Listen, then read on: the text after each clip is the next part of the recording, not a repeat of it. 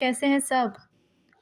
आज पढ़ेंगे हम लोग केमिस्ट्री का अपना पहला chapter. This is some basic concepts of chemistry. ठीक है, some basic concepts of chemistry आज शुरू करेंगे। It is a very nice chapter, बहुत अच्छा चैप्टर है। हाँ, थोड़ा सा डिटेल दे रखा है आपकी एनसीईआरटी में। एनसीईआरटी को भी आज कवर करेंगे बहुत मस्त तरीके से। अच्छा, मैं आपको ये बताती जाती हूँ कि आज हम करेंगे क्या क्या।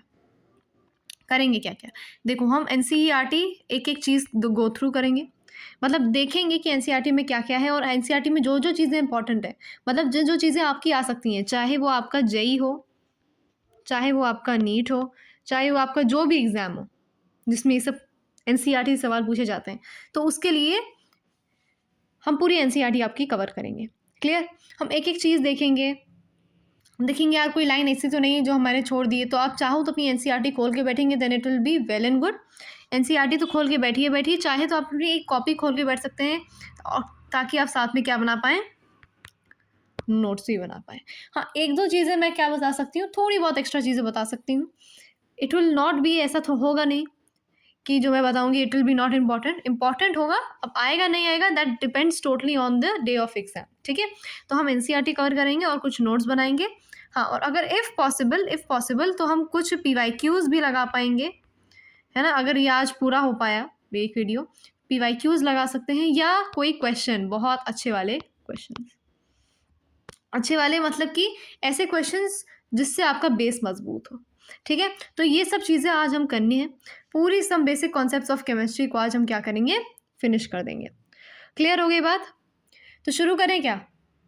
चलो ठीक है, शुरू करते हैं अपने some basic concepts of chemistry से। चलो some basic concepts of chemistry को शुरू करते हैं। तो यार, some basic concepts of chemistry शुरू करने से पहले let's see the NCERT of chemistry. NCERT देखेंगे केमिस्ट्री की। चलो एनसीईआरटी देखते हैं। तो एनसीईआरटी में आप नहीं देख रहे हो कि सबसे पहले तो क्या दे रखा है, some basic concepts of chemistry दे रखी है आपको, पूरी हेडिंग दे रखी है। उसके बाद आपको किसी का वो दे रखा है, क्या दे रखा है, एक बहुत ही प्यारा सा कोड दे रखा है, चाहो तो पढ़ सकते हो। अच्छा, यहाँ से केमिस्ट्री के फ़ायदे बताए गए हैं, कुछ केमिस्ट्री, फिजिक्स, बायोलॉजी, जियोलॉजी, जितनी सारी चीज़ें हैं वो सब आपको एक्सप्लेन करी गई हैं, होती क्या है वगैरह वगैरह। एक डेवलपमेंट ऑफ केमिस्ट्री एक टॉपिक है आपके इसमें, जो आप देख सकते हो कि कुछ ज़्यादा ही बड़ी है। और उसमें आप देखो तो यार चक्र संहिता, है ना, नागार्जुना कौन थे, है ना, इसमें क्या है, चक्रपाणी, जो भी है ये, this is called discovered mercury sulphide, जो भी है ये, है ना, जिन्होंने मर्करी सल्फाइड डिस्कवर किया, एक्सेट्रा एक्सेट्रा। तो ये सब आप चाहो तो you can read it in your free time, चाहो तो आप इसको पूरा पकड़ के बैठ सकते हो। बट यहाँ से आपके जेई में, और नीट में कोई भी सवाल नहीं पूछा गया है, ठीक है। तो और ना ही पूछा जाएगा, because it's all about history वाली चीज़ें हम क्यों ही करेंगे, वी आर केमिस्ट्री स्टूडेंट्स। ठीक है, तो अभी हम इसको नहीं पढ़ेंगे। ओके, किसी को कोई दिक्कत तो नहीं है, because this is not going to come, and if you want you can read it. और आपको कोई चीज़ समझ नहीं आ रही इस चीज़ में, you can ask in the comments also. Clear हो गई बात? चलो, अब हमने बेसिक टॉपिक शुरू करते हैं, जहाँ से आपका टॉपिक एक्चुअली में शुरू हुआ है, that is the importance of chemistry. थोड़ा मोटा कर लूँ क्या, इम्पॉर्टेंस ऑफ केमिस्ट्री। ठीक है, अब chemistry plays a central role in science and it is offer intertwined with other branches of science. देखो, साइंस की बहुत ही ज़्यादा मेजर उसमें आता है केमिस्ट्री क्यों होती है, एनीवन नोज दैट? केमिस्ट्री है ही क्यों? केमिस्ट्री हमारी दवाओं के लिए होती है, बेसिकली ड्रग्स के लिए होती है। ठीक है, बेसिकली उसके लिए होती है, बहुत सारे एरियाज़ में काम आता है, जैसे आपके वेदर पैटर्न्स में, फंक्शनिंग ऑफ ब्रेन में, कंप्यूटर के ऑपरेशन में, बहुत सारे कामों में आता है। ठीक है, ओके।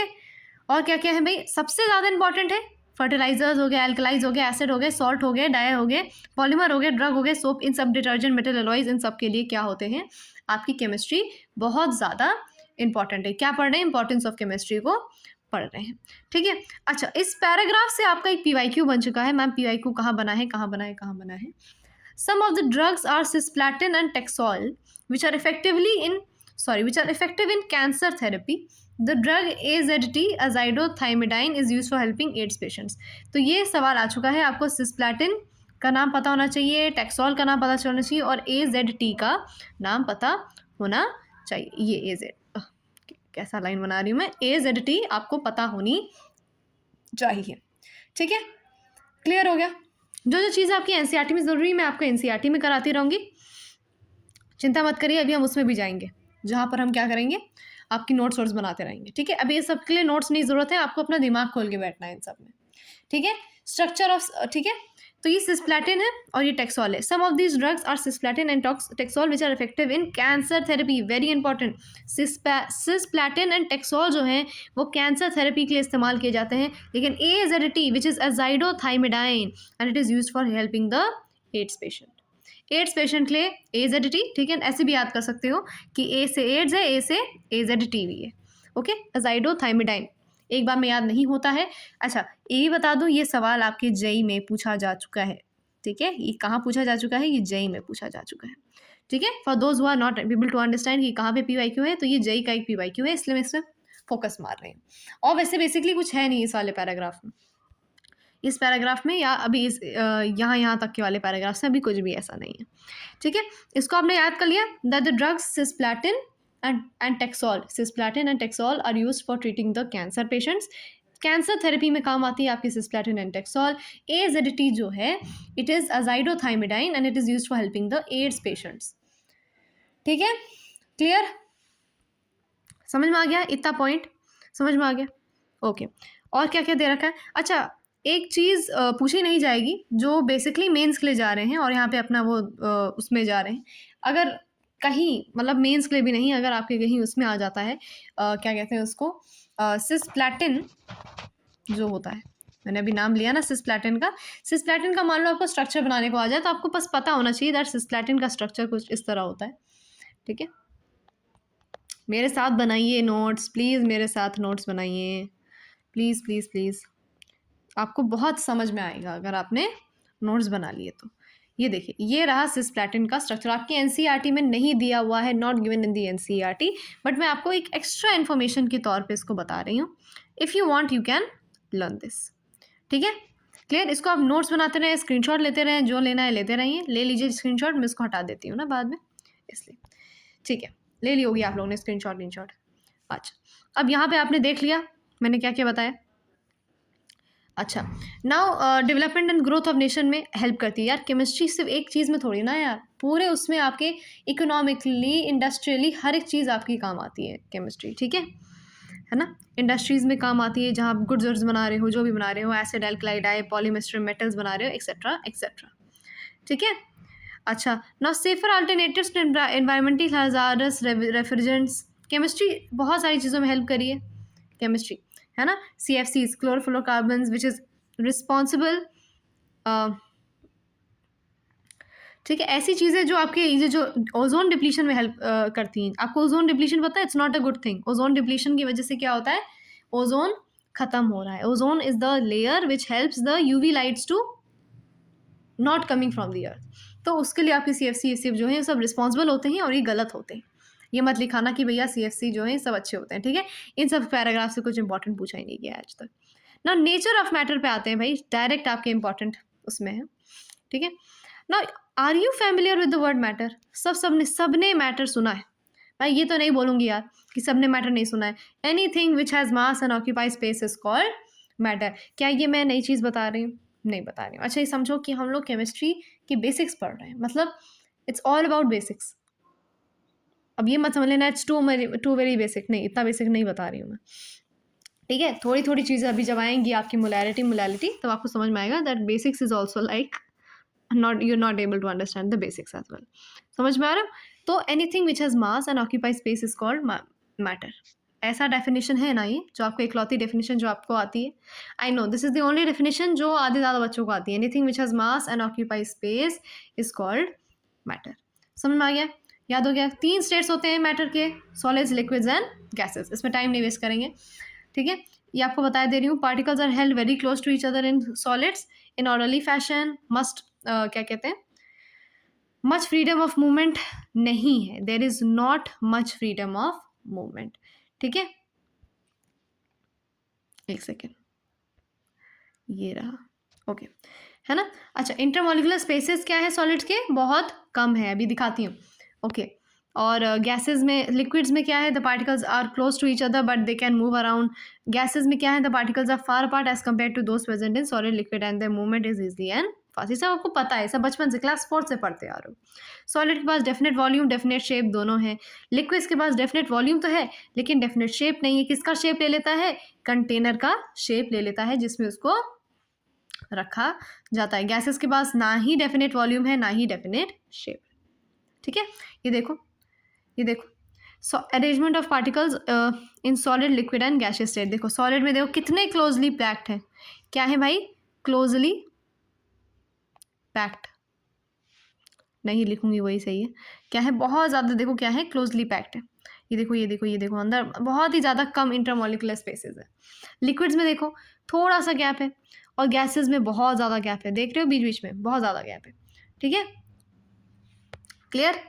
अच्छा, now this 3 states of matter inter convertible by changing the conditions. देखो ये जो मैंने हाईलाइट किया है, देखो सॉलिड से लिक्विड बन रहा है हीट करने पे, लिक्विड से गैस बन रहा है हीट करने पे, फिर वापस से आप जब कूल करोगे, जब गैस को जब वापस से आप क्या करोगे, कूल करोगे तो लिक्विड बन जाएगा, फिर वापस कूल करोगे तो सॉलिड बन जाएगा. ठीक है, okay.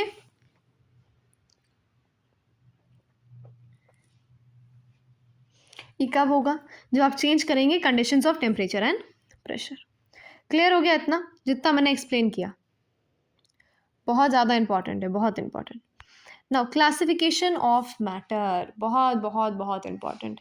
Ma'am classification of matter को थोड़ा सा अच्छे से बताइए तो यहाँ से ज़्यादा अच्छे समझ में आएगा. Classification of matter, classification of matter समझो. ये है क्लासिफिकेशन ऑफ मैटर. ये मैटर है. मैटर के 2 तरह के सब्सटेंसेज होते हैं, मिक्सचर्स होते हैं, प्योर सब्सटेंसेज. मेरे साथ याद करते जाओ.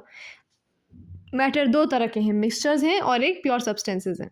ठीक है, एक मिक्सचर्स आपको पता ही होंगे 2 तरह के होते हैं, homogeneous mixture and heterogeneous mixture. और सब्सटेंसेज 2 तरह के होते हैं, एलिमेंट्स एंड कंपाउंड्स. तो मेरे साथ याद करो, मैटर जो है वो मिक्सचर्स हो सकते हैं या प्योर सब्सटेंसेज. मिक्सचर्स या प्योर सब्सटेंसेज, मैटर से मिक्सचर्स या pure substances. Mixtures are of 2 types, heterogeneous and homogeneous. And pure substances are elements and compounds. ठीक है, क्लियर. चलो अब यार ये तो आपको पता ही है यार, क्लास 9th की बात हो रही है यहाँ पे. मिक्सचर और प्योर सब्सटेंस होती क्या है. मिक्सचर कंटेन्स पार्टिकल्स ऑफ 2 और मोर प्योर सब्सटेंसेज विच मे और may be present in any ratio, है ना. तो 2 से ज़्यादा जब प्योर सब्सटेंसेज जुड़ते हैं, फिर से सुनो मेरी बात, ठीक है. यहाँ पे आपको ये चीज़ मैं यहाँ लिख के बता देती हूँ, ये ठीक है. प्योर सब्सटेंस, जब 2 से ज़्यादा प्योर सब्सटेंस, मान लो एक प्योर सब्सटेंस ये है प्लस ये एक प्योर सब्सटेंस, ठीक है. जब 2 से ज़्यादा प्योर सब्सटेंसेस जुड़ते हैं तो क्या बनता है, मिक्सचर बनता है. और वो किसी भी रेशियो में हो, फ़र्क ही नहीं पड़ता. हमें समझ रहे हो, किसी भी रेशियो में हो, फ़र्क ही नहीं पड़ता. ठीक है, एनी रेशियो, यहाँ पे भी लिख देती हूँ, एनी रेशियो में अगर आपके ये दोनों जुड़ रहे हैं, ठीक है, समझ में आया. तो आपका ये प्योर सब्सटेंस है ना, और ये प्योर सब्सटेंस जब जुड़ेगा तो आपका मिक्सचर बन जाएगा. क्लियर. ठीक है, प्योर सब्सटेंस मिक्सचर. ठीक है, क्लियर हो गया. किसी भी रेशियो पे एन क्यों लगा दिया मैंने, रेशियो के बाद राशन बना दिया है. ठीक है, रेशियो, यस, ठीक है, एनी रेशियो. तो ये मिक्सचर की डेफिनेशन हो गई. मिक्सचर कंटेन्स पार्टिकल्स ऑफ 2 और मोर pure substances which may be present in any ratio. ठीक है, इनकी कॉम्पोजिशन कैसी होती है मिक्सचर की, इनकी कॉम्पोजिशन होती है वेरिएबल. ठीक है, कैसी कॉम्पोजिशन होती है, मतलब वेरिएबल मतलब पता है ना, कॉम्पोजिशन वेरिएबल है, मतलब कि बिल्कुल भी फिक्स्ड नहीं है इनकी कॉम्पोजिशन. इनकी कॉम्पोजिशन क्या है, फिक्स्ड नहीं है. क्लियर. अब यहाँ देखें क्या है.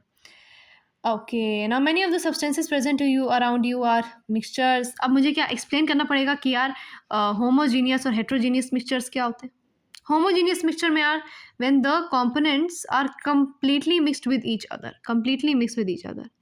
ठीक है, यूनिफॉर्मली डिस्ट्रीब्यूटेड, ये वर्ड बहुत इंपॉर्टेंट है.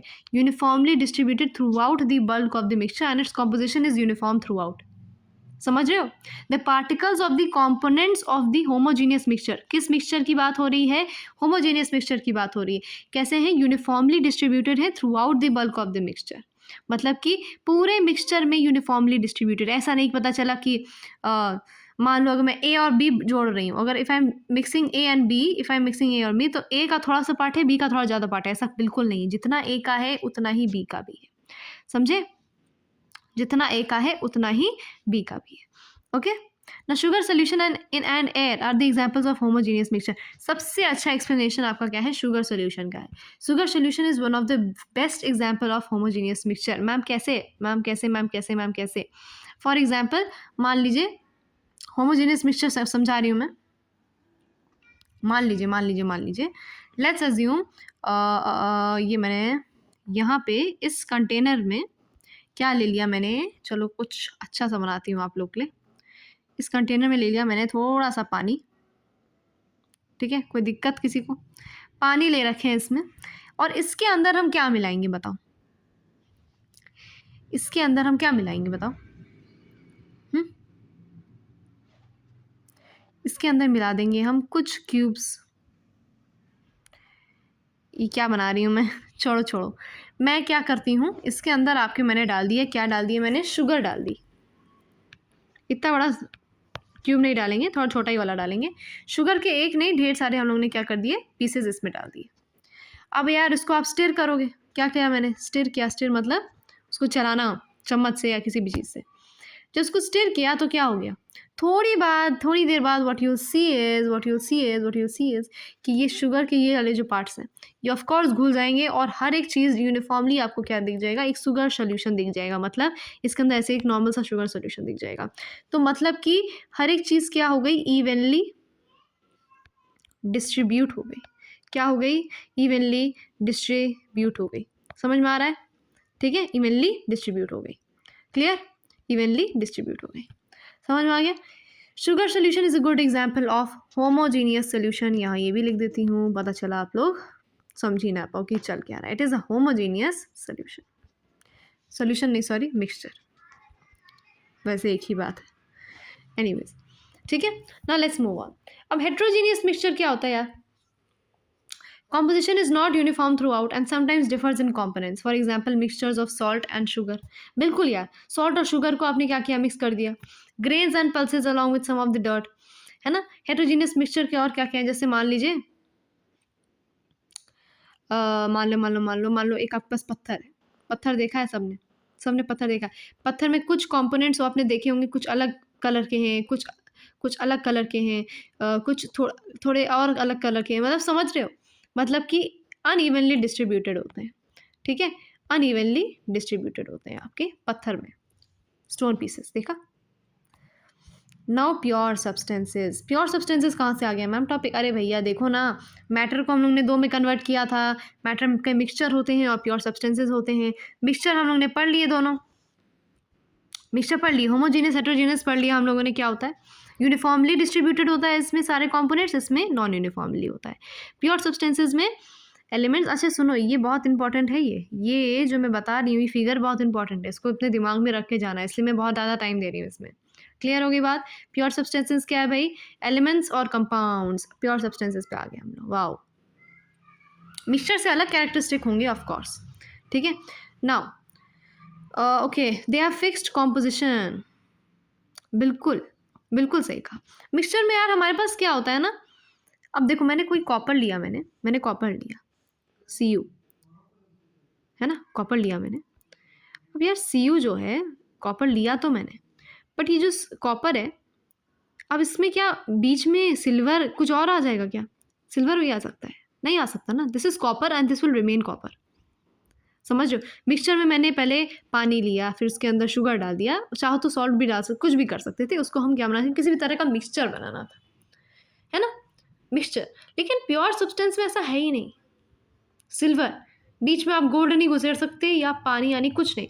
एक्चुअली में पानी, एक नॉर्मल पानी जो होता है, नॉर्मल वाटर, पानी जो है, that is also a pure substance. दिया होगा यहाँ पे, ये देखो, पानी प्योर सब्सटेंस। ग्लूकोज क्या है? Pure substance. ग्लूकोज का फॉर्मूला लिख लो, जिन जिनको नहीं पता, आई एम वेरी श्योर आधे बच्चों को पता होगा, C6H12O6।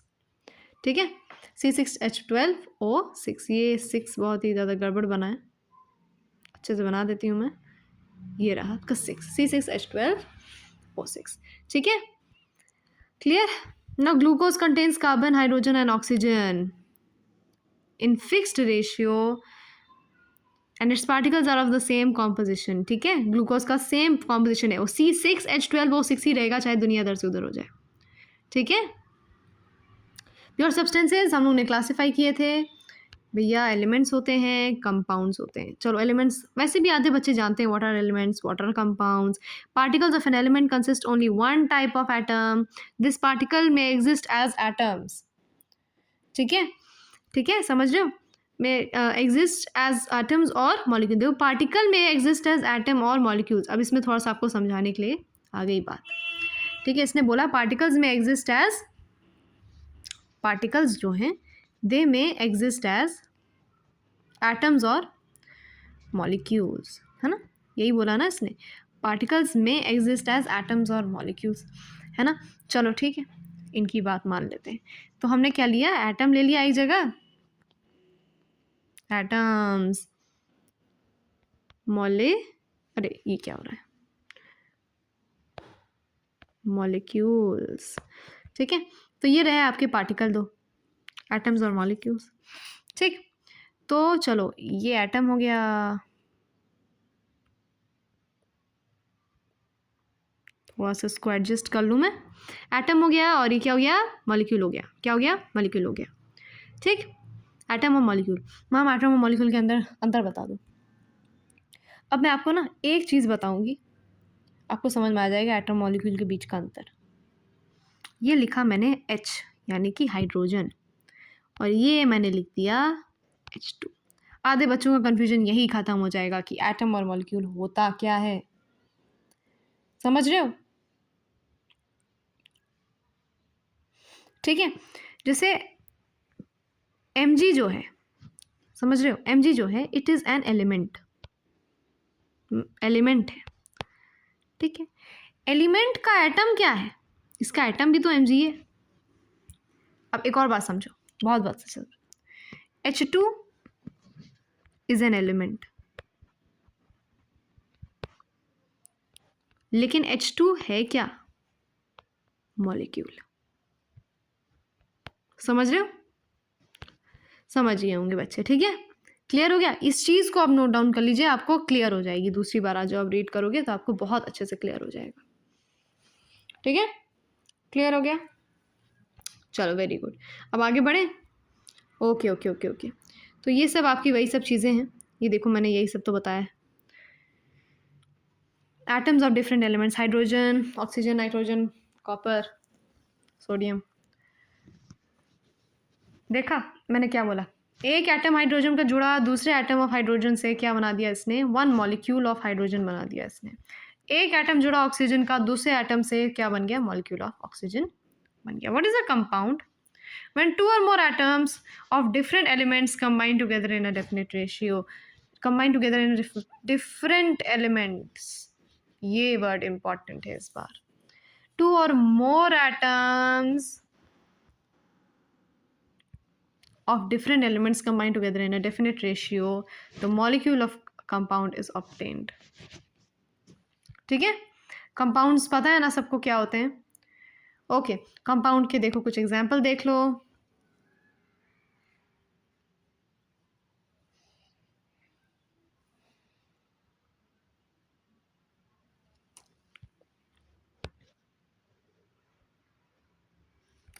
चलो यहाँ पर examples of some compounds are water, ammonia. देखो वाटर हो गया, अमोनिया हो गया, कार्बन डाइऑक्साइड हो गया, शुगर हो गया, ये सब क्या है? आपके कंपाउंड के एग्जाम्पल्स हैं। चलो now note that water molecule comprises 2 hydrogen atoms and 1 oxygen atom. Similarly, a molecule of carbon dioxide contains 2 oxygen atoms combined with 1 carbon atom. Thus, the atoms of different elements are present in a compound in a fixed and definite ratio. बिल्कुल भाई से। Now, properties of matter and their measurement, बहुत अच्छी चीज़ें भाई। ठीक है, एक second. Properties of matter and there measurement, चलो देखते हैं क्या क्या है।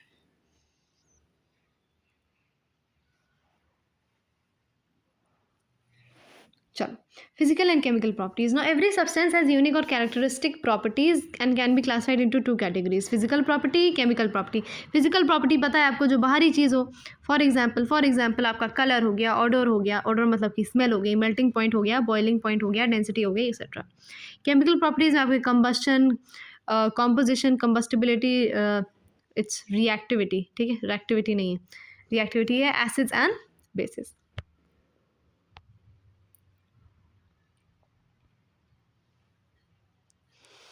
ठीक है, फिजिकल प्रॉपर्टी को मेजर करने के लिए आपको उनको चेंज करना, मतलब उनको चेंज करने की ज़रूरत नहीं होती है, लेकिन द मेजरमेंट और ऑब्जर्वेशन ऑफ केमिकल प्रॉपर्टीज़ के लिए आपको केमिकल चेंज करना पड़ता है।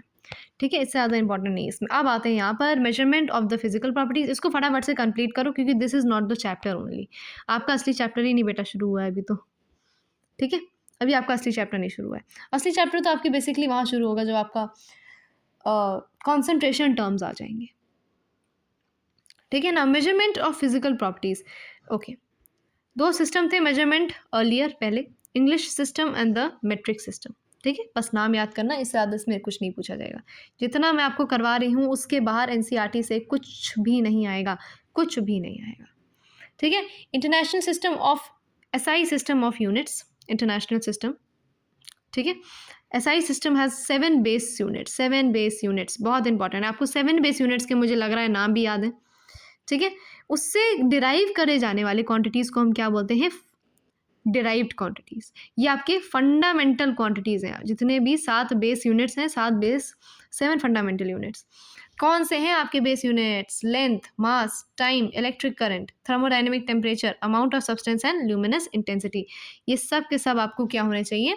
याद होने चाहिए। ठीक है, सिंबल सबका देख लो, सबका सिंबल देख लो, सबका नेम देख लो और सबका ऐसा यूनिट ले लो। आई गेस सब लोग अपनी एनसीईआरटी खोल के बैठे यहाँ पर, ये टेबल सबको याद होनी चाहिए, वेरी इंपॉर्टेंट। सब लोग देख लो एक बार, मैं चाहती हूँ आप लोग इस क्लास से याद करके जाओ आधी ज़्यादा चीज़ें। ठीक है, ओके, लेंथ है L, मास है M, टाइम है T, इलेक्ट्रिक करंट I है, thermodynamic temperature is T, amount of substance is N, luminous intensity is IV। Length के लिए मीटर है, ऐसा यूनिट देख रहे हैं सब, ऐसा यूनिट, हाँ मीटर। लेंथ के लिए, मास के लिए किलोग्राम, टाइम के लिए सेकेंड, इलेक्ट्रिक करंट के लिए एम्पियर, थर्मोडाइनमिक टेम्परेचर के लिए केल्विन, अमाउंट ऑफ सब्सटेंस के लिए मोल और ल्यूमिनस इंटेंसिटी के लिए कैंडेला सीरी। आई गेस ये बच्चों को ऐसा आता भी रहता है। ठीक है, सबकी डेफिनेशन यार सब लोग देख लेना, है ना, इससे कुछ आता है नहीं उतना, but the most important thing is amount of substance, mole. Here आपको मोल के बारे में पता होना चाहिए। ठीक है, सो लेट्स सी कि एक मोल क्या है। 1 मोल कंटेन्स एग्जैक्टली इतने एलिमेंट्री एंटिटीज। मैम हम ऐसे ही नाम नहीं याद कर पाएंगे, लेकिन आपको याद करना पड़ेगा, और इस नंबर को हम एवोगैड्रोस कांस्टेंट या एवोगैड्रोस नंबर बोलते हैं। ठीक है, मोल, 1 टू द पावर मोल। ठीक है, ये नंबर याद कर लीजिए, एवोगैड्रोस नंबर। सुनिए, एक मोल में, व्हाट इज अ मोल? आप लोग पढ़ तो रहे हो मोल मोल मोल, ये मोल है क्या? Mole is nothing but it's a number, कुछ है नहीं मोल, चिंता मत करो, समझ ही नहीं आ रहा है ज़्यादा बच्चों को। देखो मोल क्या है? मोल नंबर है। क्या है? Mole is a number, nothing else. Mole is just a number, जिसमें जैसे mole is just like 1 dozen. Dozen याद है सबको? 1 दर्जन। बोला 1 दर्जन केला ले आओ, तो आप बोलोगे 12 केले लेकर आ जाओगे। भाई 1 मोल केला लेकर आना है, मतलब कि आपको 1 मोल केला लेकर आना है, मतलब आपको 6.022 इंटू 10⁻23 केले लेकर आने हैं। ठीक है, समझ में आ रहा है? This is just a number. कुछ किताबों में 2 की जगह 3 होता है, एंड इट वेरीज। ठीक है, कुछ किताबों में 2 की जगह 3 होता है, यहाँ पर 2 3 वो भी चलता है। ठीक है, 6.023 into 10⁻23। This is just a number जिसकी वैल्यू ये है। मैं चाहती हूँ आप इस वैल्यू को तुरंत याद करिए अगर आपको याद नहीं है। ठीक है, क्लियर? ये मोल वाला पार्ट बहुत इंपॉर्टेंट था, और सब बेसिकली आपको आते हैं, ये बस मोल वाला पार्ट बहुत ज़्यादा इंपॉर्टेंट था।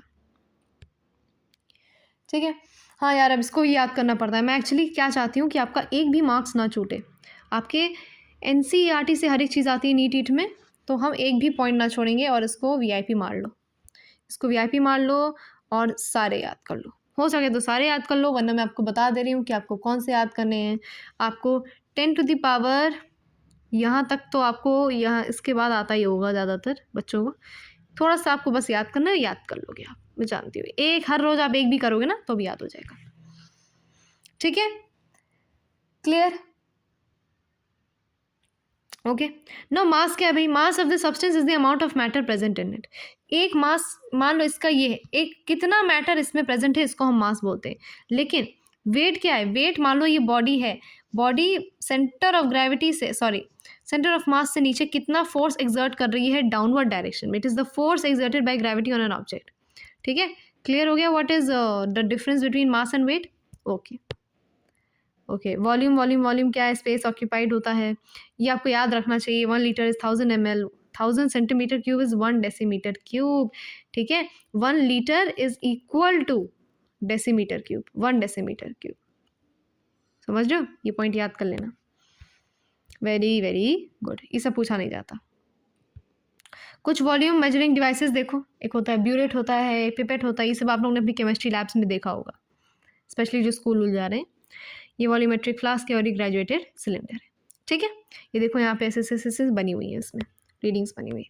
डेंसिटी क्या होती है? मास अपॉन वॉल्यूम होती है। ऐसा यूनिट क्या होती है डेंसिटी की? मास की क्या होती है ऐसा यूनिट? केजी होती है। क्या होती है? केजी होती है। इधर रहो, मास केजी होती है एंड ऐसा यूनिट ऑफ वॉल्यूम क्या है? Metre cube, so it is KG per metre cube. What is temperature? Temperature के आपके 3 तरह के वो होते हैं, स्केल होते हैं। एक टेम्परेचर होता है, फ़ारेनहाइट होता है, और एक क्या होता है आपका? केल्विन होता है। यस, के is the SI unit, kelvin is the SI unit. कोई डिग्री सेल्सियस मत लिख कर आ जाना। ठीक है, सेल्सियस स्केल में क्या होता है? 0 से 100 तक उसकी वो होती है। ठीक है, फ़ारेनहाइट स्केल से क्या होता है? फ़ारेनहाइट स्केल का 32 से शुरू होता है, 212 तक चलता है। क्लियर? वाओ, ये आपकी कन्वर्जन है, आपको ये कन्वर्जन आने चाहिए। केल्विन स्केल का याद कर लो यार, it is degree Celsius plus 273.15। And Fahrenheit में अगर आपको देखो, आप इसको ऐसे भी देख सकते हो, Fahrenheit is equal to 9C/5 plus 32। समझ रहे हो? ये 9C मतलब कि 9 टाइम्स ऑफ, इसको आप यहाँ पे जितना भी आपका जितना भी आपके यहाँ पे ना सेल्सियस स्केल में, जो भी सेल्सियस स्केल में आपको दिया जाएगा उसको लिख लेना और उसको आपको मिल जाएगा। ठीक है, या आपको फ़ारेनहाइट मिल जाएगा, या आपको फ़ारेनहाइट दे रखा है, सेल्सियस निकालना है तो भी अच्छा तरीका है। ठीक है, मान लीजिए आपको फ़ारेनहाइट दे रखा है और आपको सेल्सियस निकालना है, तो आप इस फॉर्मूले से निकाल सकते हो। प्लीज़ इस फॉर्मूले को याद कर लीजिए अभी बैठे बैठे। 2 मिनट का समय दे रही हूँ, देखो सब लोग फॉर्मूला देखो।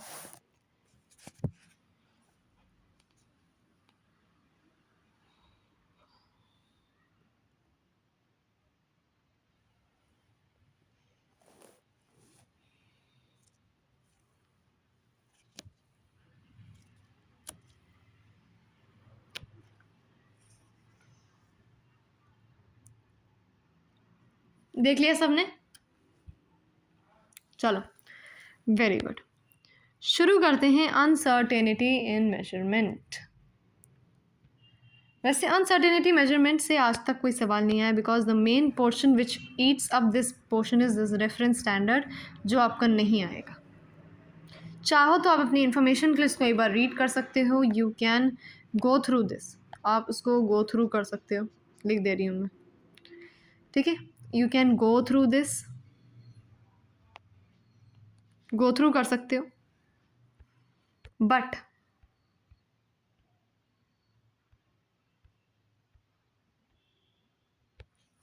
कितना हो गया? काफ़ी पेजेस हो गए ना, जस्ट विद इन 30 मिनट्स आपके काफ़ी पेजेस हो गए। कितने पेजेस हुए हैं? 11 पेजेस हो गए शुरू के। Very good. Now scientific notation, यहाँ से आपका चैप्टर असली शुरू हुआ है एज केमिस्ट्री। तो क्या होता है ना, यहाँ पे हम क्या करेंगे? साइंटिफिक नोटेशन देखेंगे।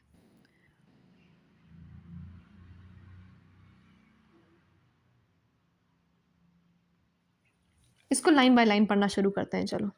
Now, as chemistry is the study of atoms and molecules which have extremely low masses and are present in extremely large numbers, a chemist has to deal with numbers as large as this. इसको कौन पढ़ के दिखाएगा? जो इसको पढ़ के दिखाएगा वो कमेंट में लिखे इस नंबर को। कमेंट में इसका नाम लिखे, इस नंबर को पढ़ के बताएं इस नंबर को, और इसको कमेंट में नाम लिख के बताएं। इस नंबर को सब लोग जो पढ़ पा रहे हैं, चाहे तो आप कमेंट में इसका नाम लिख सकते हैं, मैं भी जान लूँगी इस नंबर को हम क्या बोलेंगे। ठीक है, सब पढ़ के बताएंगे मेरे को। Okay, for the molecules of 2 gram of hydrogen gas are as small as this gram of mass. ठीक है, प्लैंक्स कांस्टेंट हो गया, स्पीड ऑफ लाइट हो गया, ये सब क्या है, बहुत बड़े बड़े नंबर, बहुत मैग्नीट्यूड बहुत बड़ी होती है। It may look funny for a moment to write or count numbers involving so much zeros, but it offers a real challenge to do simple mathematical operations for addition, subtraction, multiplication or division. ठीक है, you can write any two numbers of the above type and try any one of the operations you like to accept as challenge, and then you will really appreciate the difficulty in handling such numbers. ठीक है, now this problem is solved by using the scientific notation for such numbers. यहाँ से शुरू हुआ है। अब ये देख रहे हो कितनी तकलीफ हो रही है यार, ऐसे नंबर्स हम कैसे हैंडल कर पाएंगे केमिस्ट्री में। केमिस्ट्री में हम ऐसे नंबर्स कैसे हैंडल कर पाएंगे, इसका मुझे एक्सप्लेनेशन करो, कैसे हैंडल कर पाएंगे। तो उसके लिए हमें कुछ ना कुछ तो चाहिए ना, वी नीड समथिंग, है ना। That is the exponential notation in which any number can be represented in the form of n into 10 to the power n। बहुत सुंदर बात बोली। Where n, small n, is an exponent having positive or negative values, and n is a number called digit term which varies between 1.00 and 9.999. इसलिए आप देखते हो 1 into 10 to the power this 2.36 into 10 to the power this। समझ रहे हो, clear होगी बात, good. Thus we can write 23 point इसना as this into 10 to the power 2 in scientific notation। अच्छा, अब ये देखो, हम 232.508, इसमें हमने डॉट को 2 उसके बाद लगाया, और यहाँ पे 10 के बाद भी क्या लगा है, 2 लगा है। बहुत ध्यान से देखेंगे सब। क्वेश्चन क्या है, 232.508। ठीक है, इसको साइंटिफिक नोटेशन में लिखना है 232.508। ठीक है, इसमें ये देखो बहुत ध्यान से, ये जो डॉट है इसको मैंने एक तरफ इधर लगाया और फिर एक तरफ इधर लगाया, मतलब कि 2.32508 इंटू 10 टू द पावर। समझ रहे हो, ये इसका तरीका था। ओके, थोड़ा कलर भी चेंज कर लें। Note that while writing it the decimal had to be move to the left by 2 places and the same is exponent. ठीक है, 2 of the same. Now similarly this can be written as 1.6 into 10 to the power -4। बहुत सुंदर बात बोल दी। अब मान लो कितने digits थे इसमें, देख लूँ मैं एक बार, है ना, आपके NCERT फॉलो करनी है। 0.0006 को मुझे कैसे लिख सकती हूँ मैं। अब मैं इसको यहाँ ले गई, फिर इसको यहाँ ले गई, इसको यहाँ ले गई। अच्छा 6.61 है क्या,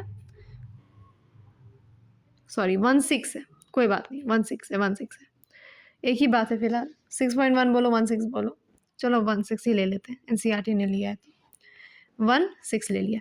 यहाँ से यहाँ गई, ठीक है, तो कितनी बार गई, एक बार, देखो एक बार गई, 2 बार गई, 3 बार गई, 4 बार गई, 4 बार राइट साइड में गई। कहाँ गई, राइट साइड में गई। इसमें कहाँ गई थी, 2 बार लेफ्ट साइड में गई थी।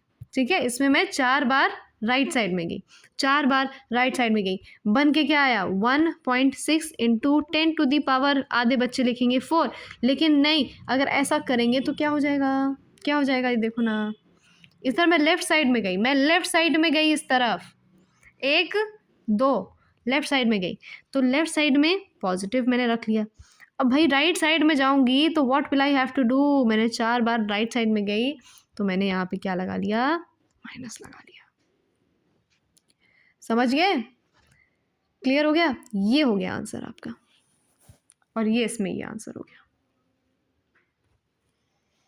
ठीक है, समझ रहे, जब आपके ऐसे नंबर दिया जाता है, लेफ्ट साइड जा रहे हो पॉजिटिव 10 के ऊपर, राइट साइड जा रहे हो, जितनी बार जा रहे हो पहले वो नंबर लिख लो, फिर माइनस कर लो। जितनी बार जा रहे हो, जितनी बार जा रहे हो उसको, उसके बाद डॉट लगा दो, फिर उसके बाद यहाँ पे नंबर चढ़ा दो। ठीक है, क्लियर हो गया। साइंटिफिक नोटेशन समझ में आ रहा है आधे बच्चों को, दूसरा कलर ले लें यार, है ना। ठीक है, it can be written as this 4 places to the right and exponential for scientific notation. बहुत सुंदर बात बोल दी, ठीक है, क्लियर, समझ में आया. Now multiplication and division, these two operations follow the same rules which are there for exponential numbers. देखो मान लो मुझे इसको क्या करना है, इंटू करना है, ठीक है, तो इसको मैंने रख लिया अपने पास. अब 10 क्या है, 10 क्या है, 10 का बेस सेम है, 10 एक है, तो 5 और 8 को मैंने क्या कर दिया, ऐसे ऐड कर दिया. ये क्या हो गया, एक सेकेंड, वापस आ गया, ठीक है, ओके.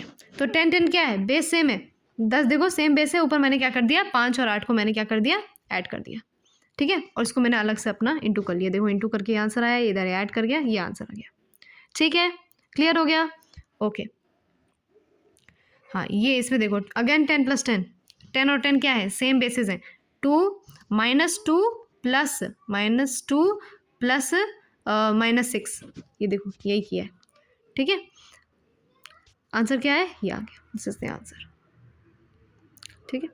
डिवाइड करने के लिए भी यही है, डिवाइड करने के लिए भी यही, इन दोनों को डिवाइड कर दिया, बेस सेम है, इसको मैंने क्या कर दिया, इससे माइनस कर दिया, -3 -4 कर दिया, तो आंसर आ गया.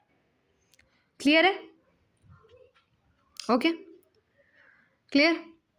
अच्छा, इसमें जो जो मैं चीज़ें कर रही हूँ इस PDF में, अगर आपको इस PDF को चाहिए तो आप प्लीज़ एक बार मैसेज बोल रही हूँ, एक बार कमेंट कर दीजिएगा, ठीक है. एडिशन एंड सब्ट्रैक्शन क्या है,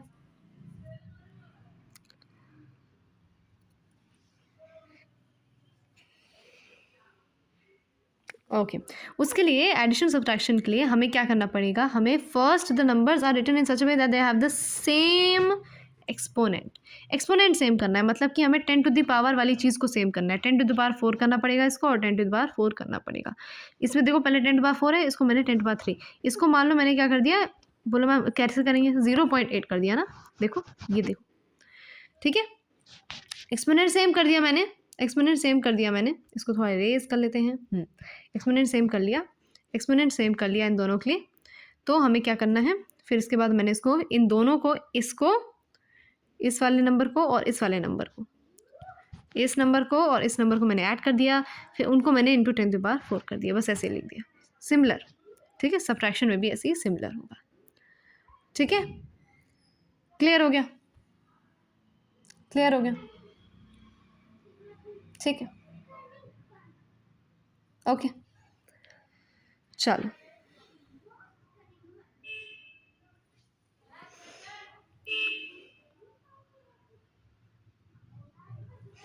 अब सिग्निफिकेंट फिगर्स बताने होते हैं कुछ, जैसे आपके नंबर्स होते हैं उनके में क्या बताना होता है हमें कि कितने सिग्निफिकेंट फिगर्स होते हैं, ठीक है. तो सिग्निफिकेंट फिगर्स बताने के लिए लेट्स सी बता पाते हैं कि नहीं. Now there are certain rules for determining the value of significant figures. जैसे all non-zero digits, कलर फिर से change, all non-zero digits are significant. जितने भी non-zero हैं, जैसे ये, these are significant figures. अच्छा, इसमें बताओ कितने significant figures हैं, सिर्फ 2, क्योंकि 0 एक significant figure होता ही नहीं, ठीक है, 0 एक significant figure होता ही नहीं, इसलिए 2 और 5 को माना जाएगा, और there are only 2 significant figures, ठीक है. The zeros preceding to first non-zero digit are not significant.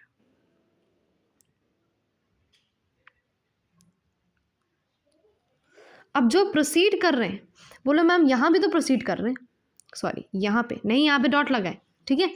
So the zeros which are proceeding to the first non zero digit, देखो जीरो के बाद कोई नॉन जीरो डिजिट आ रहा है, ठीक है, okay, are not significant, okay. Sir zero indicates the position of decimal point, okay, clear. ऐसे zeros भी नहीं माने जाते.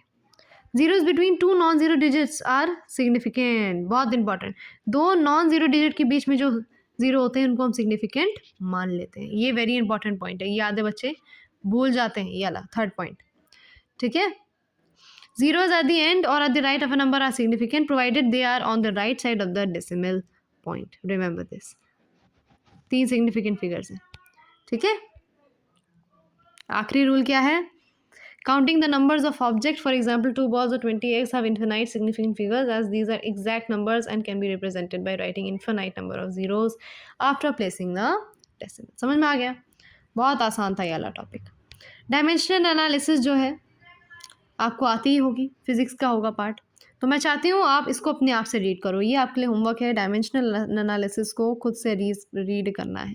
बेसिकली मैं आपको बता दे रही हूँ, डायमेंशनल एनालिसिस आधे ज़्यादा बच्चे जानते होंगे क्या होता है, लेकिन मैं चाहती हूँ कि आप इस इतना पार्ट, सिर्फ आपको एक पेज भी नहीं दिया है मैंने, अगर नहीं समझ में आता you can ask any thing from me, but आप लोग मैंने देखा है मेहनत ही नहीं करना चाहते हैं आधे बच्चे, they do not want to work hard.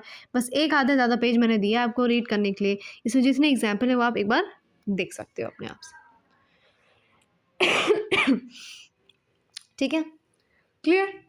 अब शुरू करेंगे लॉज ऑफ केमिकल कॉम्बिनेशन। यहाँ से शुरू होता है चैप्टर। ऐसा नहीं, शुरू तो हम लोगों ने बहुत सारे चैप्टर शुरू से ही कर रहे हैं, बहुत इंपॉर्टेंट बात हम लोगों ने कवर करी है। ठीक है, लॉज ऑफ केमिकल कॉम्बिनेशन। ठीक, 2 मिनट का ब्रेक लीजिए, थोड़ा पानी यानी P low.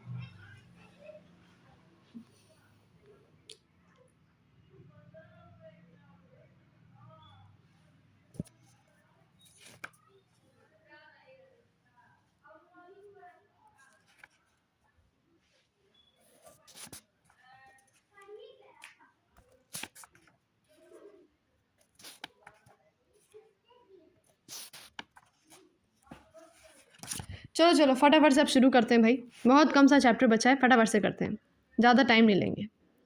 Now laws of chemical combination, बहुत important. Law of conservation of mass, I guess this is one of the most favourite, सबके फेवरेट है ये, लेकिन ये यहाँ पे आना फेवरेट कम हो जाएगा जो आपको पता चलेगा ये एंटोनी लेवियोसन ने किया है, मुझे इसका नाम याद करना है। ठीक है, you must learn this name, who gave this law. तो this law was put forth by Antoine Lavoisier. कब दिया था नॉट इम्पॉर्टेंट, बट फिर भी जान लो, 1789। Okay okay, there is no net change in the mass during the process. क्यों इसमें पता नहीं क्यों इस बार की एनसीईआरटी में 2024 इन सब वाली जो आपकी नई वाली एनसीईआरटी, पता नहीं why are there so many mistakes in the NCERT, बहुत सारी मिस्टेक्स। अभी मैं आपको करवाऊंगी जब ऑर्गेनिक करवाऊंगी, हाइड्रोकार्बन ये सब करवाऊंगी, देन बाप रे आपको पता चलेगा, बाप रे इतनी सारी मिस्टेक्स, बहुत सारी मिस्टेक्स हैं इस बार की एनसीईआरटी में। ठीक है, सो he reached to the conclusion that matter can neither be created nor destroyed and this is the law of conservation of mass, जो हम लोग बचपन से पढ़ते आ रहे हैं। इसमें क्या मुझे कुछ समझाने वाली बात है तो आप मुझे कमेंट में बता सकते हैं कि मैम आपने ये वाली चीज़ क्यों नहीं समझाई। ठीक है, आई गेस दिस इज़ बहुत सिंपल भाई। Anything that sorry matter can neither be created nor be destroyed, it can only B change matter can neither be created nor be destroyed. ठीक है, लॉ ऑफ कंजर्वेशन ऑफ मास किसने दिया है? एंटोनी लेवोइसियर ने दिया है। बहुत सिंपल सा था यार, इसमें क्या बताती इसमें मैं। ठीक है, लॉ ऑफ डेफिनेट प्रपोर्शंस पे आओ।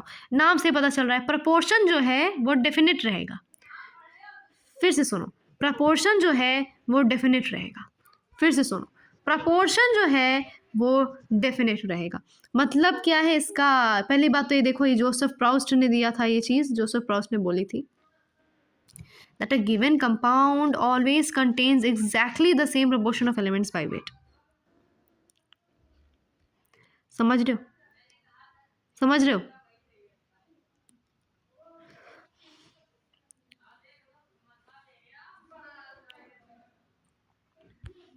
ठीक है, क्लियर।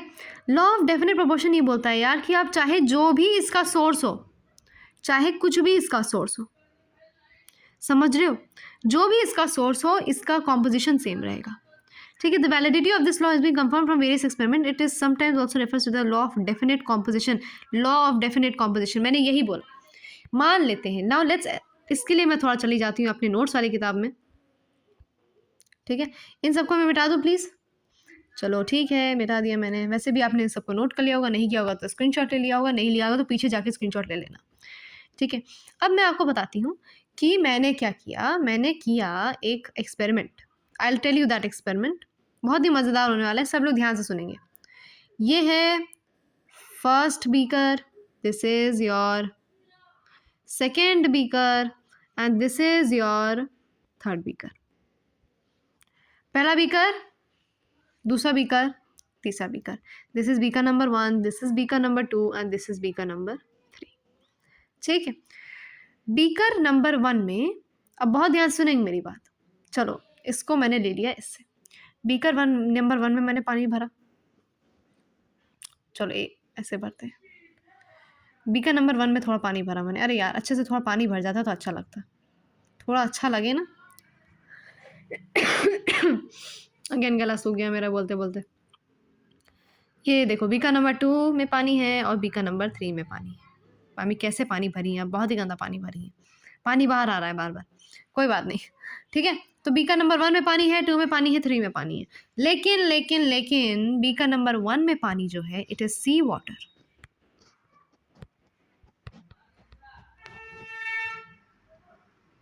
ठीक है, ओके। बीकर नंबर 1 में जो है, इट इज सी वाटर। ठीक है, what is this? This is sea water. Beaker number 1 में क्या भर दिया मैंने? Sea water. ठीक है ma'am, okay. Sea water in beaker number 1। In beaker number 2 there is well water. Ma'am well water मतलब क्या? अच्छा पानी, मतलब ठीक ठाक पानी। Well means ma'am the water is well. अरे नहीं, वेल पानी मतलब कुएं का पानी। ठीक है, वेल का पानी डाल दिया। ठीक है, समझ में आ रहा है? बीकर नंबर 2 में मैंने डाला था वेल वाटर, और बीकर नंबर 3 में मैंने डाला है कौन सा पानी? Tap water. किससे लिख रही हूँ? Tap water. ठीक है भाई, समझ में आ गया?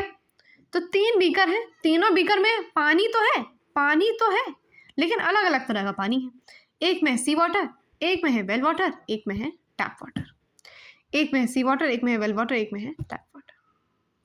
अच्छा, पानी पानी होता है, पानी तो पानी होता है ना। H2O क्या है ये? H2O क्या है ये? H2O है, H2O। तो क्या मैं ये बोल सकती हूँ कि चाहे वो सी वाटर हो, चाहे वो वेल वाटर हो, चाहे वो टैप वाटर हो, the ratio of hydrogen to oxygen will always be 2:1। ये whatever the ratio is, इसका रेशियो हमेशा यही होने वाला है, चाहे दुनिया इधर से उधर हो जाए।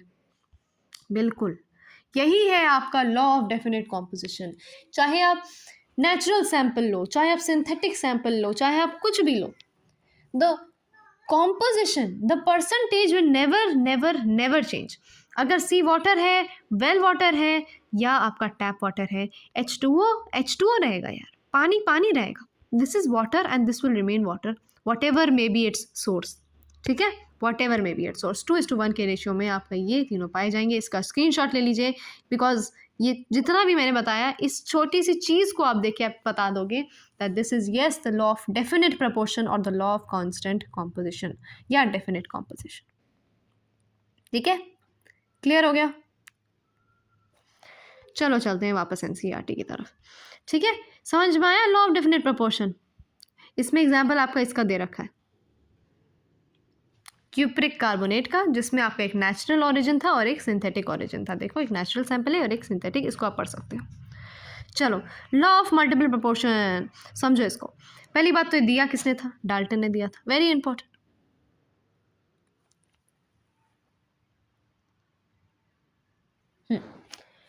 यस, डाल्टन ने दिया था। ये किसने दिया था? डाल्टन ने दिया था 1803 में। If two elements can combine to form more than one compound, the masses of one element that combine with the fixed mass of the other element and in the ratio of small whole number ratio। मैं समझ नहीं आया, बिल्कुल भी नहीं आया, बिल्कुल भी नहीं आया। देखो होगा क्या, होगा क्या, देखो समझो समझो समझो समझो। Carbon and oxygen join to form carbon monoxide. कैसे मैंने कार्बन मोनोऑक्साइड लिखा? Yes, carbon plus oxygen combine to form CO2। समझ में आ जाएगा इससे तुमको। अब देखना, मैं इसको साथ में पढ़ती रहूंगी, साथ में आपको समझ में आएगा। According to this law, if two elements can combine to form more than one compound, देखो कार्बन ऑक्सीजन इसमें भी मिल रहा है, इसमें भी मिल रहा है, but they are making more than one compound. इस वाले कार्बन ऑक्सीजन को मिला रही हूँ तो कार्बन मोनोऑक्साइड बन रहा है, इस वाले कार्बन ऑक्सीजन को मिला रही हूँ तो कार्बन डाइऑक्साइड बन रहा है। समझ रहे हो? When two elements combine to form more than one compound, this is carbon monoxide, this is a poison, this is the, what is this? Carbon dioxide. मैं आपको बता रही हूँ दोनों क्या है, दोनों अलग अलग कंपाउंड से। किससे बने हैं? दोनों एक सेम कंपाउंड से बने ना, ये भी कार्बन, ये भी ऑक्सीजन। ठीक है, ये मत बोलना no ma'am this oxygen is different, no, both are oxygen only. अपना दिमाग मत चलाओ, this is carbon, this is oxygen, समझ रहे हो? क्लियर हो गया? Okay, now if two elements can combine to form more than one compound, then the masses of one element that combine with the fixed mass of other element. देखो carbon fix है, carbon का क्या होता है भैया बताओ, आज बता ही दो। कार्बन का एटॉमिक नंबर क्या होता है, सॉरी एटॉमिक वेट क्या होता है? 12 12 होता है ना, 12 ही तो होता है यार, बताना पड़ेगा ये भी, ठीक है? बता लिख देती हूँ यहाँ पे, ये क्या है, 12 है। लेकिन इसमें ऐसा नहीं है, ये वाला ऑक्सीजन जो है, this is not 16, this is 16, but this is not 16, this is 16 times 2 which is 32। आप समझ गए होंगे, this is 16 gram but this is 32 gram oxygen, O times O, 16 times 2, this is carbon, this is 12, this is also 12, ये भी 12 है, ये 12 ग्राम, ये भी 12 ग्राम है। लेकिन ये और ये दोनों ऑक्सीजन का मास अलग है। Okay, if two elements combine to form more than one element, the masses of one element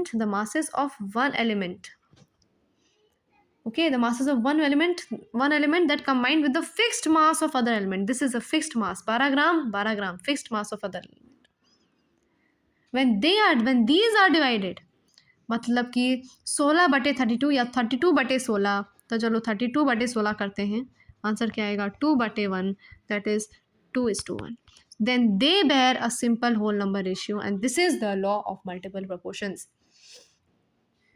समझ में आया? ठीक है, 32:16 नहीं लेना, 16:32 लेना, तो फिर 1:2 के रेशियो में आएगा, and this is also whole number, simple whole number ratio. समझ में आया सबको लॉ ऑफ मल्टीपल प्रोपोर्शंस? ठीक है, क्लियर हो गया? थोड़ा सा कॉम्प्लिकेटेड था लेकिन बहुत अच्छा था। जिसको समझ में आ गया सबको? नहीं समझ में आया तो बताना मुझे कमेंट्स में। चलो, गेल-ल्यूसेक्स लॉ तो यार सभी पढ़ते आ रहे हैं। When gases combine they do so in volumes which bear a simple whole number ratio. ठीक है, they produce in chemical reaction, they do so in simple ratio by volume provided that all the gases are at the same temperature and pressure. Avogadro's law क्या कहता है भाई? Avogadro's law कहता है that equal volumes of all gases at the same temperature and pressure should contain equal number of molecules। बिल्कुल यार, same temperature है, same pressure है, तो क्या होगा, जितने मॉलिक्यूल्स होंगे, equal volume of all gases have equal number of molecules. ठीक है, मॉलिक्यूल्स के नंबर सबके क्या होंगे, सेम होंगे। अब आते हैं आपकी डाल्टन्स एटॉमिक थ्योरी पे। किस पे आ गए हम लोग? डाल्टन्स की एटॉमिक थ्योरी पे आ गए। फटाफट करते हैं, देखो टाइम थोड़ा कम है और सिलेबस ज़्यादा है। डाल्टन एटॉमिक थ्योरी पढ़ते हैं। देखो यार, आज हम लोग एटम्स के बारे में जानती हूँ। आज सारे बच्चे एटम्स के बारे में बहुत कुछ जानते हैं, ज़्यादा ज्ञानी हो गए हैं आज के बच्चे। हो गए कि नहीं हो गए? ज़्यादा ज्ञानी हो गए, बहुत ज्ञानी हो गए आधे ज़्यादा बच्चे आज। तो हम लोग जानते हैं, हम लोग क्या जानते हैं? We know that for example this is your atom, ये हमारा एटम है, मस्त सा, सुंदर सा, गोल सा एटम। ठीक है, अब ये एटम के बगल में क्या होता है पता है मैम? बगल में ऑर्बिटल होते हैं। क्या क्या बातें कर रहे हो? ये सब तो हम लोग ने क्लास किस में पढ़ा था मैम? ये तो we had studied this in class 9th only. हम लोग को बहुत अच्छे से पढ़ा था मैंने वो वाला चैप्टर, ये रहा है ना? बिल्कुल मैम, हम लोग ने तो पूरा अच्छे से पढ़ा। यहाँ पे कुछ इतने बड़े क्यों हैं? दिस इज़ योर इलेक्ट्रॉन्स है मैम। यहाँ तो आसपास क्या मंडरा रहे हैं? इलेक्ट्रॉन्स मंडरा रहे हैं। हमें पता है कि एटम ऐसा है ना, वी नो दिस। बाहर भी कुछ इलेक्ट्रॉन्स होंगे, जितने भी हैं आई डोंट केयर। अरे यार, कुछ एटम्स होंगे, इलेक्ट्रॉन्स होंगे। ये बाहर लाल लाल क्या है? इलेक्ट्रॉन्स है ना? ठीक है, बाहर क्या है? बाहर आपका क्या है? न्यूक्लियस। सॉरी, बीच में आपका क्या है? न्यूक्लियस है। इसमें प्रोटॉन है, ये रहा प्रोटॉन, एंड ये रहा न्यूट्रॉन। ये आपके इलेक्ट्रॉन है विद नेगेटिव चार्ज। तो ये हमारा क्या है figure? This is the figure of atom which we know today. But यार डाल्टन ने सोचा दैट नो, डाल्टन को नहीं पता था कि ऐसा भी कुछ था। उन्होंने बोला that matter consist of indivisible atoms, ऐसे एटम जिनको हम डिवाइड ही नहीं कर सकते। लेकिन वो ऑफकोर्स गलत निकले, उन्होंने बाद में एक्सपेरिमेंट्स देखा तो एटम को भी डिवाइड कर सकते हैं यार, प्रोटॉन न्यूट्रॉन इलेक्ट्रॉन निकाल रहे हैं हम लोग एटम से, समझ रहे हो? ठीक है, तो उनके हिसाब say that matter consist of indivisible atoms, only atoms which were indivisible, उनको डिवाइड ही नहीं करा जा सकता। ठीक है, उनमें आइडेंटिकल प्रॉपर्टी होती हैं, आइडेंटिकल मास होता है। Compounds are formed when atoms of different elements combine in a fixed ratio. Chemical reactions involve reorganization of atoms. ठीक है, these are neither created nor destroyed in a chemical reaction. ठीक है, okay चलो, atomic mass आज आपको पता है क्या होता है? एटॉमिक मास पता है ना सबको क्या होता है? सबके पास एक एटॉमिक मास होता है। देखो, एटॉमिक मास को हम किससे लिखते हैं भाई? एटॉमिक मास को हम किससे लिखते हैं? ठीक है, तो एटॉमिक मास को हम ए से रिप्रेजेंट करते हैं, सबको पता है यार। ए से क्या रिप्रेजेंट करते हैं? एटॉमिक मास को ये करता है। यू को हम AMU भी होता है यार, एक उसका यूनिट, एटॉमिक मास यूनिट होता है। आइसोटोप्स क्या होते हैं यार? आइसोटोप्स क्या होते हैं? सेम, जिनके पास प्रोटॉन नंबर होता है। ठीक है, ये सब आपको आता है। एवरेज एटॉमिक मास, सबका एवरेज निकाल दो। Formula mass and molecular mass. Molecular mass सबको पता है क्या होता है? अरे भैया, मॉलिक्यूलर मास देखो क्या होता है। किसी भी चीज़ का मॉलिक्यूलर मास निकालना है, मान लो आपको CH4 का मॉलिक्यूलर मास निकालना है। कार्बन का मास कितना होता है? 12 होता है। प्लस हाइड्रोजन का मास कितना होता है? 1 होता है। कितने हाइड्रोजन है? 4 है। तो इसका मॉलिक्यूलर मास कितना हो गया? अरे भाई, खिसक क्यों नहीं रहा है? 16 हो गया। ठीक है, ठीक है, क्लियर? कुछ भी उठा लो यार, H2O उठाओ, H2O उठाओ। H कितने हैं? H का, सॉरी, हाइड्रोजन का कितना होता है मास? 1 होता है। वो है कितने? 2। ऑक्सीजन कितना होता है? 16। 16 इंटू 2, सॉरी 16 + 2 18। ठीक है, क्लियर? ऐसे निकालते हैं हम लोग मोलर मास। कुछ भी यार, formula mass, formula mass, formula mass, formula mass is also, देखो क्या होता है formula mass. The formula such as NaCl is used to calculate the formula mass instead of molecular mass, as in solid state sodium chlorine does not exist as a single entity. Formula mass is nothing अलग। यहाँ से शुरू होता है आपका mole concept. देखो, यहाँ से आपका क्या शुरू हो रहा है? मोल कॉन्सेप्ट शुरू हो रहा है। क्वेश्चंस आप सॉल्व कर सकते हैं, अगर आपको सॉल्व करना है तो करिए। और आपने सॉल्व किया, नहीं समझ में आ रहा है तो आप you can again ask me. ठीक है, mole concept and molar mass. देखो, अब आपको मैं मोल कॉन्सेप्ट समझाती हूँ। विदिन 5 मिनट्स आपकी पूरी मोल कॉन्सेप्ट समझ में आ जाएगी आपको। लेकिन आपको मेरे लिए काम करना पड़ेगा। You have to do some of the work. आपको थोड़ी मेहनत करनी पड़ेगी। मैम, कहाँ मेहनत करनी पड़ेगी? थोड़ा याद करने में मेहनत करनी पड़ेगी। मैंने आपको बोला यार, मोल क्या होता है? Mole is a number. Mole is a number जिसकी वैल्यू होती है 6.022 इंटू 10⁻23 इंटू 10⁻23। ठीक है, you know what is mole? ठीक है मैम, हमको पता है मोल क्या होता है। ठीक है, ओके। अब नंबर ऑफ मोल्स किसी भी चीज़ के निकालने, तो उसके लिए आप 3 फॉर्मूले बताऊंगी मैं। तीनों फॉर्मूले आपको यूज़ करने हैं। Number of moles is equal to given mass of that substance upon molar mass. Molar mass आपको मैंने दिखा दिया कैसे निकालना है। ठीक है, नंबर ऑफ मोल्स मैंने, ये देखो, ये रहा नंबर ऑफ मोल्स का पहला फॉर्मूला। दूसरा फॉर्मूला है number of moles is equal to given amount या गिवन नंबर जितना दे रखा है आपको upon Avogadro's number Na। Avogadro's number क्या है? It is 6.022 into 10⁻23। ये हो गया दूसरा फॉर्मूला। जितने फॉर्मूले दे रही हूँ उसको याद करते जाओ, बता रही हूँ मैं। तीसरा फॉर्मूला हो गया तीसरा फॉर्मूला क्या हो गया? तीसरा formula is number of moles is equal to given volume,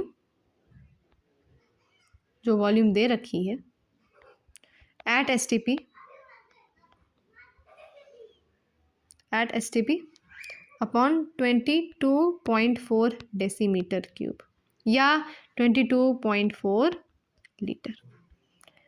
ठीक है, so these are the 4 formulas. समझ गए सब? पहला फॉर्मूला, वाह वाह वाह। दूसरा फॉर्मूला, क्या बात है। और ये रहा आपका तीसरा फॉर्मूला। मैं चाहती हूँ सब लोग इसका स्क्रीनशॉट लें। अगर नहीं आता ये चीज़, उसको तुरंत याद करें मेरे सामने बैठ के। ठीक है, सब लोग याद करो इसे, वरना आपको मोल कॉन्सेप्ट बिल्कुल समझ नहीं आएगी। This is the concept, this is the only concept. ठीक है,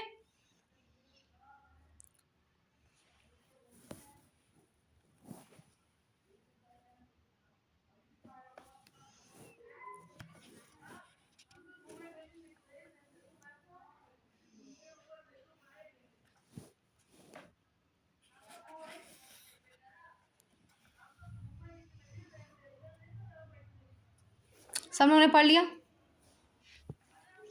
वेरी गुड, पढ़ लिया तो बहुत अच्छा। आपको एक और इसके साथ एक फॉर्मूला दे देती हूँ। This is the formula for percentage composition. किसी भी चीज़ का परसेंटेज कॉम्पोजिशन निकालना है, ठीक है, किसी भी चीज़ का परसेंटेज कॉम्पोजिशन निकालना है, तो आप उसका मास जितना है, मास of that element in compound, mass of that element in the compound. थोड़ा सा जगह कम पड़ गई है क्या? यस यस यस यस, थोड़ी सी कम जगह पड़ गई है, तो हम इसको यहाँ पे लिख लेते हैं परसेंटेज कॉम्पोजिशन के लिए। मास of that element, mass of that element in compound,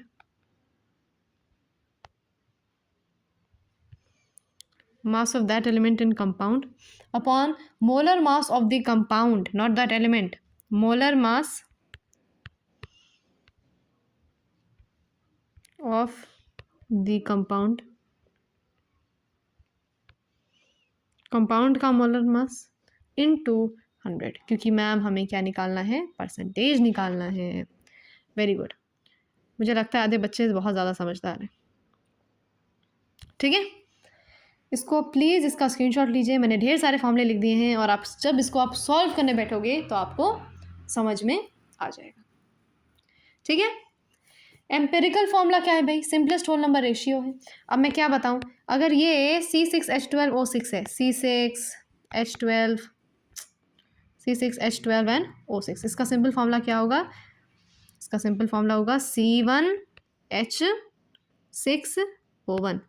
समझ गए? डिवाइड कर दिया हम लोगों ने, तो इसी को हम एम्पेरिकल फॉर्मूला बोलते हैं। ठीक है, इसी को हम क्या बोलते हैं? एम्पेरिकल फॉर्मूला बोलते हैं। अच्छा, अब ये बताओ, एम्पेरिकल फॉर्मूला का मैम हमें वो भी दे दीजिए, एम्पेरिकल फॉर्मूला का हमें वो भी दे दीजिए। ठीक है, दे देते हैं। पहले आप RMM का लिखिए, मोलर मास वाला, 2 × VD।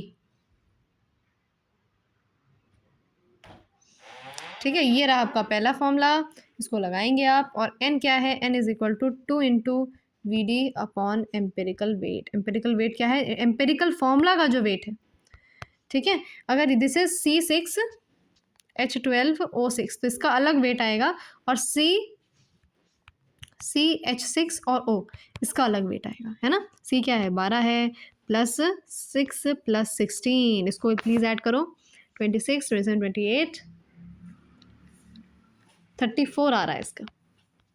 This is the empirical weight. क्या है ये? This is the empirical weight. But जब बात करें इसकी, ये क्या है? इसका अलग वेट आएगा। इसका वेट मुझे आप सब लोग कैलकुलेट करके बताओगे। ठीक है, सब लोग कैलकुलेट करके बताएंगे। ठीक है,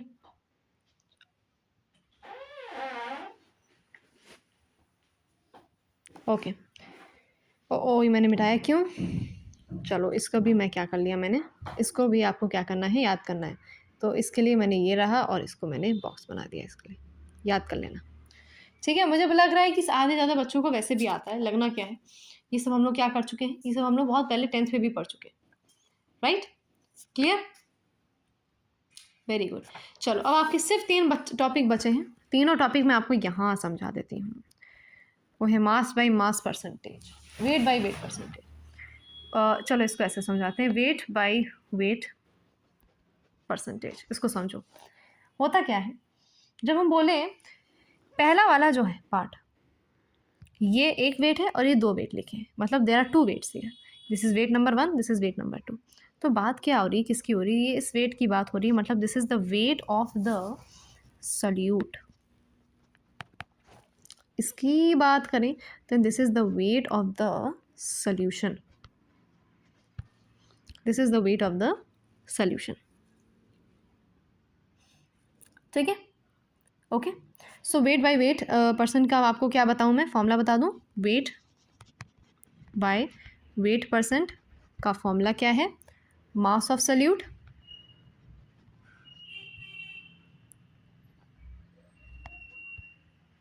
upon mass of solution into 100।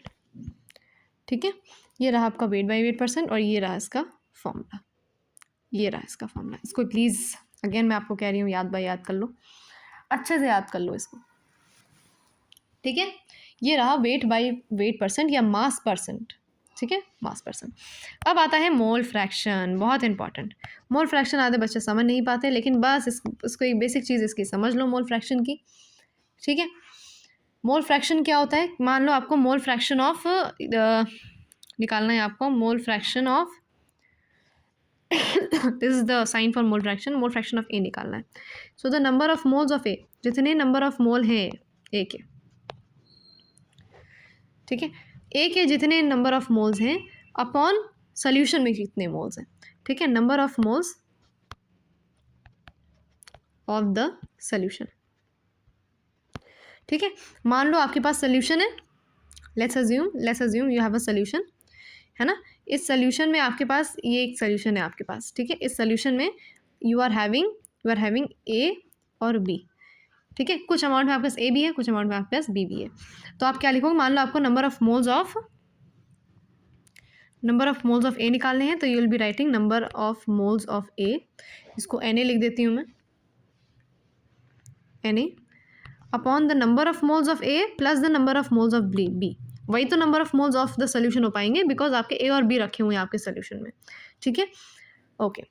तो ये रहा नंबर ऑफ मोल्स का फॉर्मूला, लर्न दिस ऑल्सो। इसी तरह से अगर आपको number of moles of B निकालने, है ना, इसी सोल्यूशन के अगर आपको number of moles of B निकालने हैं, तो हम क्या करेंगे, number of moles of B is equal to mole fraction of B is equal to number of moles of B upon number of moles of A plus number of moles of B. This is the mole fraction of B, ठीक है, and this is the mole fraction of A, this is the mole fraction of A and this is the mole fraction of B. ठीक है, okay. इसका जो mole fraction होगा और इसका जो मोल फ्रैक्शन होगा, इन दोनों को जब जोड़ेंगे तो क्या आना चाहिए, 1 आना चाहिए। वेरी वेरी गुड, आधे बच्चे बहुत अच्छे से जानते हैं सब चीज़ों को। मोल फ्रैक्शन ऑफ ए, मैं वाई में राइटिंग ए बार बार एन बार बार, mole fraction of A plus mole fraction of B is always equal to 1, ये हमने ले लिया। ठीक, mole fraction of A plus mole fraction of B is always equal to 1। ढेर सारे फॉर्मूला हो गई, पूरी फॉर्मूला शीट बना दी मैंने आप लोग के लिए। ठीक है, क्लियर, वेरी वेरी गुड। अब आते हैं हम मोलैरिटी पे और मोलैलिटी पे। ये है आपकी मोलैलिटी, इसको एक सेकेंड, मोलैरिटी जिसको हम किससे लिखते हैं, कैपिटल एम से लिखते हैं। मोलैरिटी का फॉर्मूला जान लीजिए। मोलैरिटी क्या है, it is the number of moles of solute, बहुत ज़्यादा इंपॉर्टेंट है इसका formula. Number of moles of solute, number of moles of solute upon the volume of solution in litre, volume of solution in litre. क्या है ये, molarity का formula है। Very very good. अच्छा, अब आते हैं मोलैलिटी पे। This is the next term, molality. ये रहा मोलैलिटी, ठीक है, ओके। मोलैलिटी क्या है, it is the number of moles of, it is क्या, it is the number of moles of the solute upon mass of solvent in KG. Very good, number of moles of solute upon mass of solvent, solvent की mass की बात हो रही है, वो भी इन KG. ठीक है, क्लियर? बहुत बढ़िया, सब लोग को आता है। चलो इसको मैंने ये कर लिया और ये इसके स्क्रीनशॉट ले लो। काफ़ी सारी इन्फॉर्मेशन हो गई है एक बार में। अगेन बहुत सारी इन्फॉर्मेशन, इसको प्लीज़ प्लीज़ प्लीज़ क्या कर लीजिए, याद कर लीजिए। इसके जितने एग्जाम्पल्स हैं वो आप खुद से आप कर पाएंगे, बिकॉज क्यों, मैंने आपको सारी चीज़ें एक्सप्लेन कर दी हैं डिटेल में। ये आपको मोल फ्रैक्शन वाली पॉइंट समझ में आया कि भाई एक सोल्यूशन है ना, एक सोल्यूशन है, उसमें हम लोगों ने क्या किया है, number of moles of A, number of moles of B, किसी भी चीज़ का मोल फ्रैक्शन निकाल सकते हो। This is the sign for mole fraction. ठीक है, इसका स्क्रीनशॉट ले लिया यार, इसका भी स्क्रीनशॉट ले लो एक बार में, सारे क्वेश्चन सॉल्व हो जाएंगे। ठीक है, केमिस्ट्री में होता कुछ नहीं, specially in the physical chemistry. Physical chemistry में कुछ नहीं होता। फिजिकल केमिस्ट्री में आपको एक चीज़ याद रखनी है, मुझे सब आता है, बस मुझे अप्लाई करना आना है। ठीक है, क्लियर? इसका न्यूमेरिकल सेशन हम लोग बाद में लेंगे। In one of the videos I also make the numerical session for this. इसके न्यूमेरिकल्स बहुत इंपॉर्टेंट है, इसके न्यूमेरिकल्स हम स्किप नहीं करेंगे, लेकिन इसके आज के सेशन में आपको हर एक चीज़ समझ में आ गई होगी, हर एक बेसिक समझ में आ गया होगा। अब आप सारे न्यूमेरिकल करने बैठोगे तो आधे हो भी जाएंगे। कुछ ऐसे होंगे जिसमें आपको थोड़ा सा कॉन्सेप्ट लगेगा कुछ में, वरना हो जाएंगे। ठीक है, so please wait for the next video. Thank you for then.